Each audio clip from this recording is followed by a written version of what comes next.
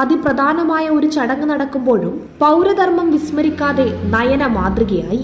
തന്റെ മനസ്സമ്മത ദിവസമായിരുന്നിട്ട് കൂടി സമ്മതിദാനാവകാശം വിനിയോഗിക്കാൻ നയന പോളിംഗ് ബൂത്തിലെത്തി. ചെട്ടിയാമ്പറമ്പ് സ്വദേശിനിയായ നയന വിവാഹ വസ്ത്രത്തിൽ തന്നെയാണ് വോട്ട് രേഖപ്പെടുത്താൻ എത്തിയത്.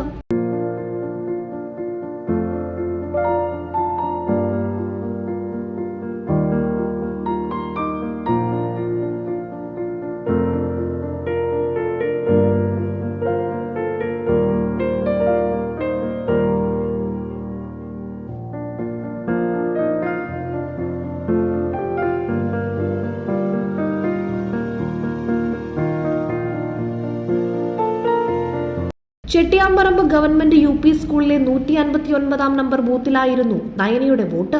ചടങ്ങുകൾക്ക് ശേഷം ഭർത്താവ് കൊല്ലം സ്വദേശി എഡ്വിനോടൊപ്പമാണ് നയന ബൂത്തിലെത്തിയത്.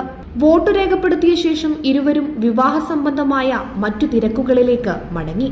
ആഘോഷങ്ങൾക്കിടയിലും വോട്ട് ചെയ്യാൻ സമയം കണ്ടെത്തിയ നയനയുടെ നടപടി വലിയ പ്രശംസ പിടിച്ചുപറ്റുന്നു. Prime vision news, Iritty.